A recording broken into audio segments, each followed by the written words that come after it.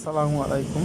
আজ আমি শেয়ার করব একটা ইঁদুরের গল্প, যাদেরকে আমি বাঁচিয়েছিলাম। দেখুন, একটা বাচ্চা এই ইঁদুরগুলোকে মারার চেষ্টা করতেছে।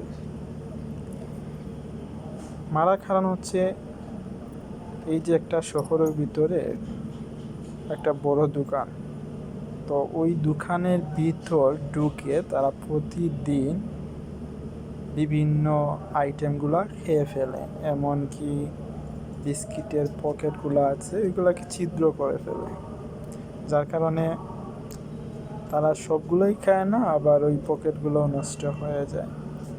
মালিকের অনেক লস হচ্ছে।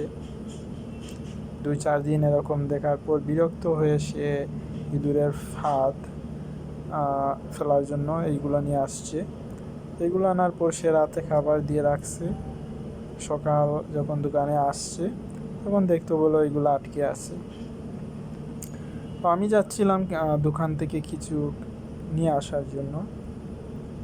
তো যাওয়ার পর দেখি বাচ্চাটা এগুলোকে পানিতে ফেলে চুবাচ্ছে, মারার চেষ্টা করতেছে। তো আমি এগুলোকে দেখলাম, দেখে একটু খারাপ লাগলো। দেখুন কি মায়াবী ইঁদুর তার সন্তানকে নিয়ে আটকা পড়ছে। সে আসছিল তার সন্তান এবং তার নিজের খাবার জোগাড় করতে। তো সে তো আর জানে না এগুলো অপরাধ, অন্যের খাবারগুলো খাচ্ছে। যাই হোক, সে আটকা পড়েছে এবং মৃত্যুর জন্য অপেক্ষা করতেছে। তার যত সময় যাচ্ছে মৃত্যু ঘনিয়ে আসতেছে। দেখুন, ও বারবার চেষ্টা করতেছে ছাড়া পাওয়ার জন্য, কিন্তু এটা তো সম্ভব না, এটা থেকে বের হওয়া কোনোভাবেই সম্ভব না। দেখুন কি মায়াবী ইঁদুর। তো ও নিয়ে যাচ্ছে মারার জন্য। দেখুন, ও একটা খালের মধ্যে পানিতে ডুবানোর চেষ্টা করতেছে এবং ওগুলোকে মারার চেষ্টা করতেছে। তারপর আমি দেখে বললাম, ওগুলোকে ছেড়ে দিলে ভাই, চলে যাবে, ওইদিকে আর যাবে না। যা চুবানি হইছে। তারপর যদি আবার অপরাধ করে, তারপর না হয় মেরে দিস। তো ও শুনে ও ছেড়ে দিল এই যে একটা ইঁদুর, এবং তার সন্তানকেও ছেড়ে দিছে। তো এই দুটা ছাড়ার পর এমন দৌড় দিছে, আমার পায়ের উপর দিয়ে চলে গেছে। দেখছেন কি ভয় পাইছিল সেদিন।